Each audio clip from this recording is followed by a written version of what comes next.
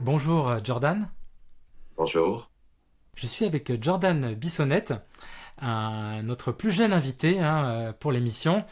Alors tout d'abord, peux-tu nous dire quel âge as-tu et puis ce que tu fais dans ta vie quotidienne avant de parler de ton travail, enfin de ton artisanat? J'ai 17 ans. L'année prochaine, je vais terminer mon secondaire. Je travaille à temps plein, mais ça, je fais aussi mon artisanat avec. D'accord. Peux-tu nous parler de ton artisanat parce que tu poursuis une tradition religieuse très particulière. Raconte-nous comment tout a commencé et de quoi s'agit-il?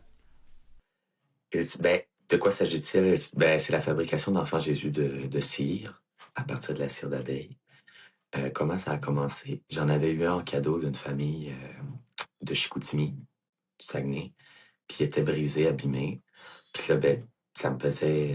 J'avais le désir d'apprendre comment le réparer. Puis tranquillement, pas vite, j'en ai réparé d'autres. Puis avec le temps, j'ai connu Sœur Rosemary La Bonté des Recluses du Missionnaire qui m'a montré ce magnifique savoir-faire. Alors ça fait combien de temps que tu fais ça? Ça va bientôt faire 4 ans. Combien de pièces tu travailles et quelle est ta clientèle en fait? Combien j'en fais par année? Je peux en faire de 350 à 500. Là. C'est vraiment de grandes quantités parce que justement, je suis un des derniers qui en fait. Puis c'est quand même une grande demande. Puis ma clientèle, honnêtement, c'est vraiment des gens de tous âges.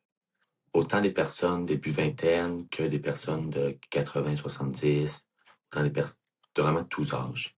Peux-tu me raconter un petit peu les étapes de fabrication de cet enfant Jésus avec tes termes? Voilà. Premièrement, on a la cire d'abeille brute.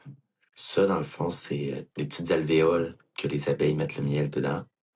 Ça, je récupère cette cire-là. Là, il faut la filtrer pour enlever toutes les impuretés, le miel qui reste. Puis là, de base, elle est jaune. Après ça, je vais faire des petites plaquettes fines pour pouvoir la mettre au soleil pendant 1 à 2 ans pour que l'UV du soleil la fasse blanchir. Une fois blanche, je vais la faire fondre, je vais la teindre, je vais ajouter mes ingrédients dedans pour obtenir une belle cire qui va être durable dans le temps. Après ça, j'ai mes moules. Je peux vous en montrer un si tu veux. Je vais te montrer la première partie.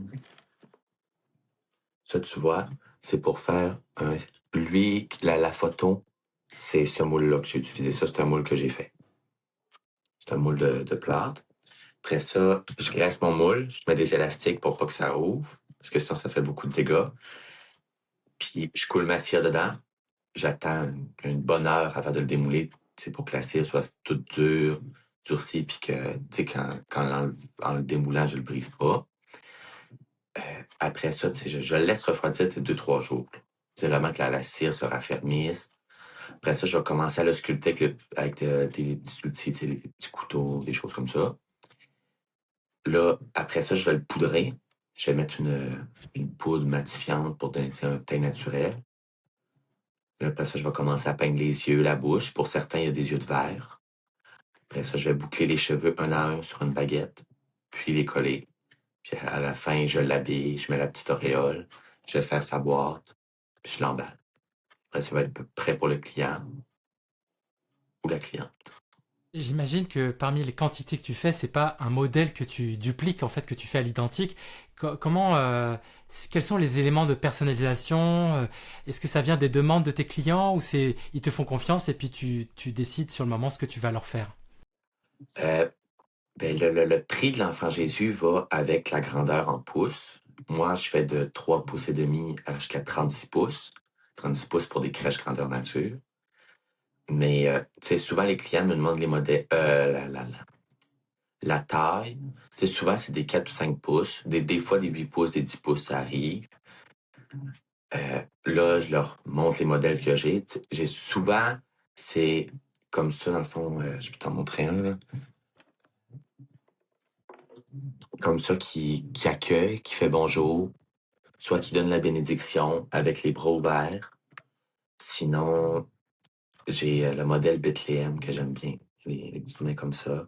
Sinon, j'ai les modèles dormeurs, petites mains sur le cœur, puis comme ça, puis il est couché sur le côté. Fait que, une fois le modèle est choisi, je Tu sais, j'offre les couleurs de cheveux naturelles que j'ai en stock, la couleur de yeux, comment qu'ils veulent la robe. Sinon, souvent, je peux le draper ou lui mettre une robe. Là, pour l'instant, ça fait 4 ans que tu le fais. Est-ce que tu as décidé que ce serait ta carrière, enfin, je vais dire ton métier, ou c'est juste parce que tu es jeune, tu as envie de te donner dans cette passion pour le moment, ou comment tu te projettes à l'avenir avec cet art? J'espère en faire longtemps. Puis, tu sais, je me sens entre les mains du Seigneur. Il m'en fera faire. Que veux pas, c'est du talent de l'Esprit Saint que j'ai. Puis il va décider le nombre de temps que j'en ferai. Mais je compte en faire longtemps.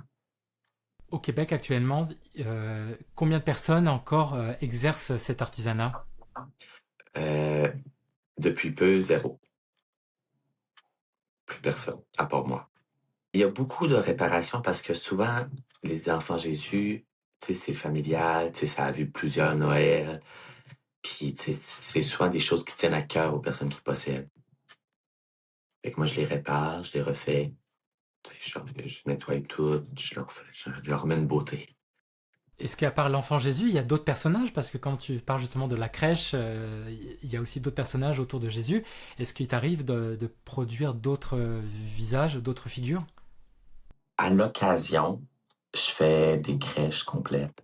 Je fais je fais 6 puis 9 pouces.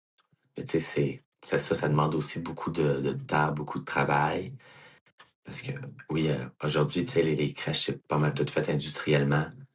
Et moi, je les fais à la main, autant de couler le plâtre dans les moules que fabriquer les moules, les peinturer, réparer tous les petits défauts qu'ils ont. Aussi, à l'année, je fais des moutons. Les moutons, ça, c'est à l'année. Puis les enfants, j'ai dessus.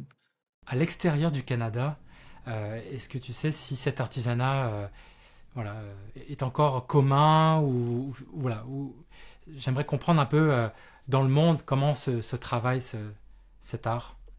Je sais qu'en Europe, il y a justement la tradition part de là. Je ne sais pas encore, je ne sais pas, en tout cas, pas à ma connaissance, il n'y a pas de communauté religieuse qui en font encore. Mais il y a des carmélites à Alençon que eux, ils en faisaient, puis ils ont arrêté il y a très peu de temps. C'est surprenant dans le sens où, oui, c'est vrai, il y a peu de personnes qui le font, mais même au Québec, tu as quand même beaucoup de demandes. Je trouve que des centaines par année, ça prouve que les gens ont encore besoin de ça. Parce que si des communautés religieuses en France ont complètement arrêté, peut-être parce qu'il n'y avait plus de demandes en ce sens-là, bah, le Québec, finalement, reste attaché à leur petit enfant Jésus de cire. Et puis aussi peut-être veulent soutenir un artisan local parce qu'il doit y avoir des modèles industriels qui existent, hein, faits dans d'autres matières. Voilà, ça, on ne peut pas échapper à cette réalité malheureusement. Ouais, ben, il y a beaucoup d'enfants Jésus de plastique là, dans les crèches. Ils sont super beaux, mais ceux-là en cire, c'est les plus beaux. Mais question d'Europe, j'ai des demandes qui viennent d'Europe. J'envoie des Jésus jusqu'en Europe. Est-ce que tu penses continuer à travailler tout seul en faisant tous les contacts, la fabrication, ou si tu sens qu'il y a un besoin d'être aidé, pas forcément sur la fabrication, mais pour l'aspect un peu marketing, puisque tu vends hein, aussi cela. Est-ce que tu as pensé que voilà ton équipe, enfin, tu as pensé bâtir une équipe ou t'arrives à tout gérer comme ça là pour tout seul? Euh, Moi, je suis pas bon avec la technologie. Ça serait beaucoup le marketing, là, les messages, les envois. Ça, tu vois, c'est pas, ça me donne un petit stress. Mais sinon, la fabrication, tu sais, je suis correct. J'aimerais savoir un peu ta démarche spirituelle parce que tu as justement mentionné que là, voilà, tu n'as pas fait le choix de faire ça juste parce que c'est un intérêt artistique artisanal, mais il y a quelque chose de spirituel qui t'habite. Peux-tu raconter un peu ton lien spirituel en lien avec ce que tu conçois, en fait, ce que tu fabriques? Hey, premièrement, tu sais, j'essaie de les faire à l'image du petit Jésus. Parce que, tu sais, je pense pas que le petit Jésus est né triste. Je pense qu'il est né quand même content, mais tu sais, pas avec le gros sourire. Puis, quand je les fabrique, je pense, tu sais, aux personnes qui vont l'avoir pendant des années, tu sais, qui vont penser au petit Jésus grâce à ce que j'ai fait. Puis aussi, comment dire, accompagné beaucoup de Noël, beaucoup de prières. Puis, je suis content de fabriquer une image de l'enfant Jésus qui va être, qui va être symbolique pour beaucoup de gens.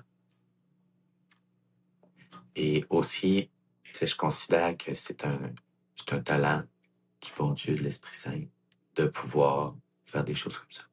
Jordan, je te dis bravo et merci hein, d'avoir pris ce risque, hein, parce que c'est quand même risqué de se lancer dans une telle aventure, sachant aussi la compétition qu'il y a avec l'industrie, les coûts. Souvent, on parle de maintenir comment dire, un artisanat local avec des matières d'ici. C'est un sacré risque. Et franchement, bravo pour avoir fait le choix de tout faire de la base avec des choses d'ici et non pas d'avoir importé des choses à bas prix. Donc, moi, j'invite nos téléspectateurs à, voilà, à soit commander auprès de toi voilà, s'ils veulent avoir un enfant Jésus de cire. Et on va soutenir ton artisanat et te souhaiter une bonne continuation dans ce travail en espérant que tu vas faire ça le plus longtemps possible. Merci pour vos commentaires de conclusion, ça me fait chaud au cœur.